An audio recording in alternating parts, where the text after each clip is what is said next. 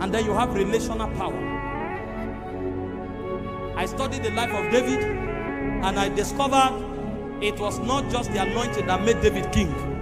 It was Jonathan that made David king.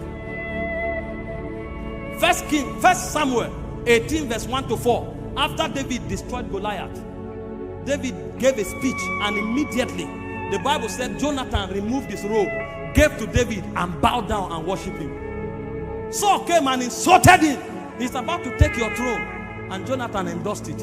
When Saul wanted to kill David, Jonathan was the one that taught him the secret of escape. David would have died. So there are certain relationships that if you don't have and manage well, you may be anointed, but you will not have impact and you will not succeed. So relationship is a vital ingredient of power. And for you to be able to regulate relationship, there is a power that controls it. That's why I quoted for you from 2 Chronicles. 1 Chronicles 12:22. The Bible said daily men joined themselves to David until his host became like the host of God. There is a power that controls relationship.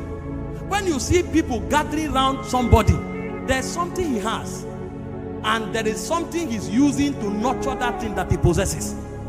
People don't have time. If people have time for you, there's a power in your life, and that power demands certain consecration for it to be sustained. How do you sustain relational power, which is very vital in your rising? Number one, wise comportment. 1 Samuel 18 verse 14 to 16. The Bible said David behaved himself wisely before the king, and so the king became afraid of him. They said, but the whole of Israel submitted to David. You can't live anyhow and expect to command the admiration of people. People have standards. People have moral values. They admire you to the degree that you align to standards and moral values. You live carelessly, nobody can associate with you. That's why even people that people associate with, when they violate moral codes, people leave them. And you find them angry that those who are loyal to you in your hard time. Or that hard time is different from scandal and ridicule. Don't live carelessly and expect people to endorse you in evil. You see them using all kinds of manipulation, but I gave you food. Moral values are superior to food. If you violate them, men will desert you. You want to command relational power, then you must comport yourself wisely. Live your life according to value systems. Number two, how to sustain relational power. Genuine love for people and not what they have to give. The moment people discover that you are a parasite, you will irritate them.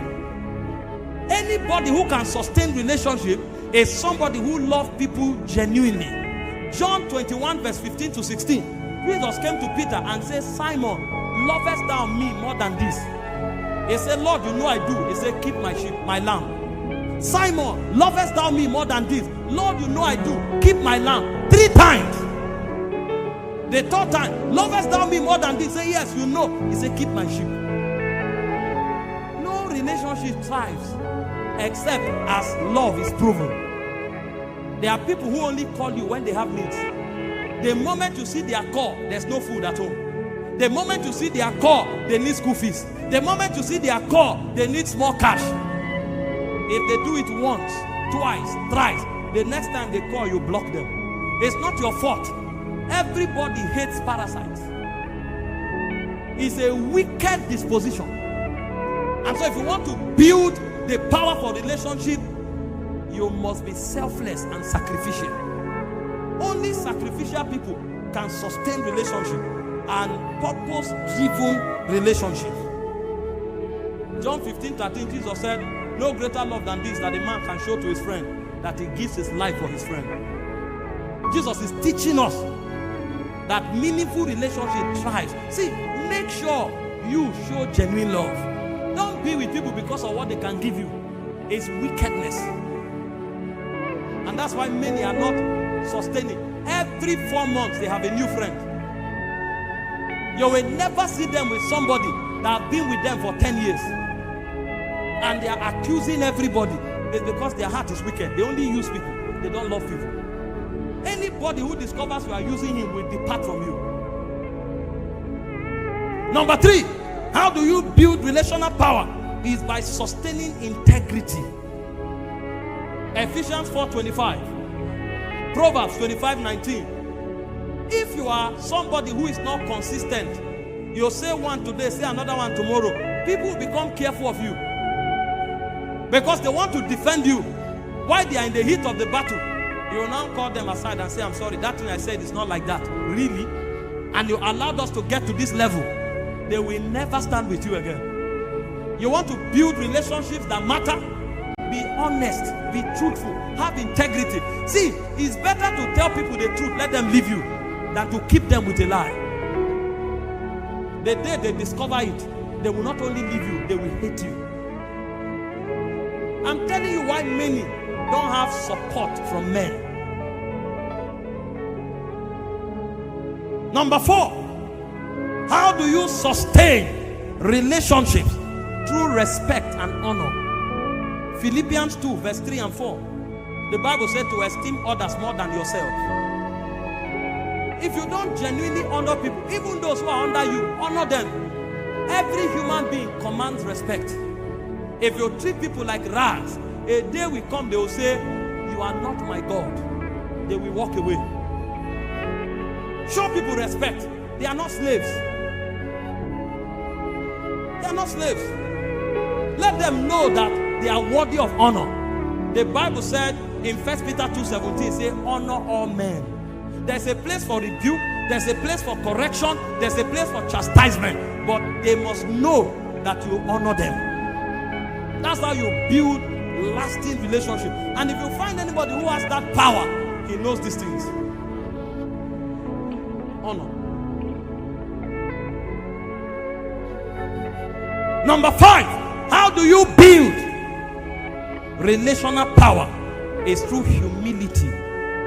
Again, Philippians 2 verse 3, Proverbs 13 verse 10. The Bible said every strife comes from pride. Everywhere there is contention, the Bible says pride is at the root of it. Every contention has pride as its root. And so if there will be peace, then there will be humility for that to happen. You need relationships. I was telling them in the pastor's training yesterday, when Jesus died and he needed to be buried, none of the apostles who were praying could help. The Bible said it was a secret disciple that had the power to help. There are those who talk to God, there are those who talk to the government. If you only have those who talk to God, you'll be in trouble. Jesus wouldn't have had a tomb to be buried, except as those who talk to governors showed up and say, don't worry, we will give him a grave that nobody has ever been buried in. That's the kind of power they have. And Jesus could sustain such relationships. Why do you think you'll find him from time to time? He was in the house of Pharisees, tax collectors, whining and drinking. And then some of these fake prophets will come and say, imagine, he's dining with tax collectors. How can a prophet eat with tax collectors? Be joking. If you don't know how to build other type of relationship, you will be in trouble. There are some programs you want to do, they will tell you on the day of the program, we won't give you the hall and we won't allow the program. You need one call. At every point in your life, on every corridor that matters, you should be able to make 2 phone calls that can create change. Benny Hinn told a story. He needed to pay $10 million and he didn't have cash anywhere. And he had, I think, 48 hours to pay the money. As if that was not enough, Reinhard Bonnke showed up and told him, I have a crusade in Nigeria and God told me to come to you that he will give me $1 million. Benny Hinn laughed and said, wait, all I have now is 300,000. Reinhard Bonnke said, give me the money and you will have your $10 million. Benny Hinn said, I'm about to be disgraced from the TV station. This is all I have. He said, God said, give me. And you know, These are men of God. He knew the guy was not lying. God said, you should give me. When he now and signed the check and gave the donkey, the Lord bless you, and he left. Benihim prayed. 24 hours to go. Shame was by the corner. And he remembered there's a man called Orokpo. They have been friends for 20 years. Sometimes his wife goes to cook for Orokpo. That's why I spoke about respect. And he called Orokpo. I have problem. I need 10 million. What do I do? Orokpo say, I'm coming. I have that power. So me, I can raise money. You have relationship. And Orokpo showed up. And Benihim flew him down. Went to the studio, they did a program. He was thinking Orokpo to start quoting, give, it shall be given unto you, the liberal soul shall be made fat. Orokpo didn't say anything. When he finished teaching and preaching, as he was rounding up, he said, Benihim is in trouble, help him. And left. Benihim was so angry. I flew you down here, I'm going to give you an honorarium. Is this all you came to say? Orokpo said, that's enough. And he left. 6 hours later, some Arabs began to call. Not Christian, Arabs. And when they call, we heard Benihim has problem. Send us the account. They will send 1 million. Send 300,000. So usually Benihim taught his people, when people give, pray for them. They wanted to pray. They said, we don't need your prayer. Just tell him to keep wearing his white suit. It wasn't Christians that gave the money. Arab Mughals, because the wealth of the Gentiles shall be transferred to the kingdom. But how did it happen? It was not through Benihim, it was through Orokpo. See, there are some people that don't have money, but they can make you rich. There are some people that are not governors, but they can make you governors. And so if you will be a governor, if you will be wealthy, you need to know how to sustain them. Some speak in tongues, some give money, others give connection.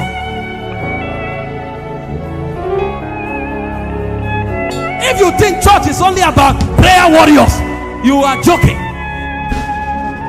Reinhard Bonnke came to Nigeria for crusade. Guess who gave him money? He was in the hotel. There was a knock on the door. Door open. Who was there? General Sani Abacha. And gave him money. Ghana must go. Pay for your crusade. He was not going to attend. But there is a power. See, there are many types of power.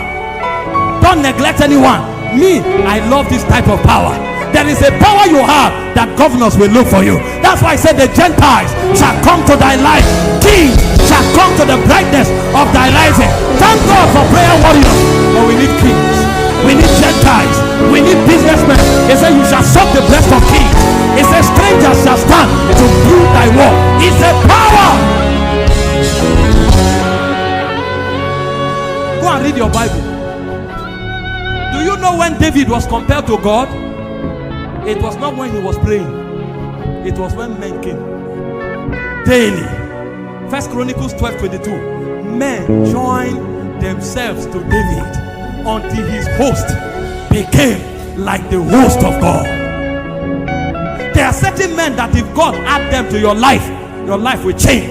I read about T.D. Jakes. Mighty preacher. Preaching many years, sweating. Nothing happened until one man heard his message and said, who is this? Fly him here. And they flew him on a private jet. The moment he landed, the man told him, tomorrow your message will be on TBN. That was how his ministry changed. One man. See, there's a power that provokes connectivity. That was what Joseph had. He was in prison. Nobody cared. You see, until the time that his word came, the word of the Lord tried him. The king sent for to lose it. Some of you kings will look for you this week.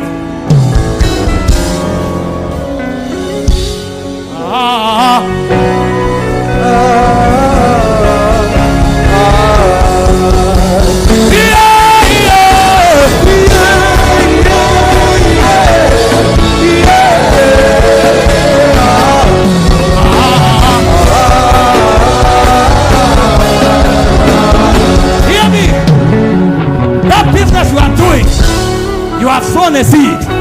We have prayed for you. You know what God will do? It will cause the lines to fall for you in pleasant places. Somebody will hear about that business and move you by 10 years. I prophesy over you, the power for honorable connection, let it rest upon you now.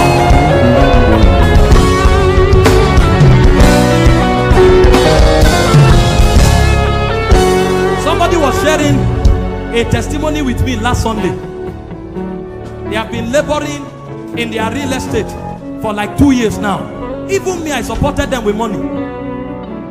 Lo and behold, after a powerful service like this, his spirit was charged, made the prophetic declaration and left. Somebody he helped more than 5 years ago when he was in prison. He was wrongly accused, thrown into the prison. When he gained justice to him for himself, he left, but he said, I will leave this person. And he helped the person. The person left the country. Suddenly the person remembered him. Guess what the person sent to him? He couldn't even send it through bank, so he sent it through crypto. 500 million. You don't know what connection can do. Connection. If you meet the right people. Now I prophesy over you. Everybody that needs to enter your life to change your story, your steps are network now.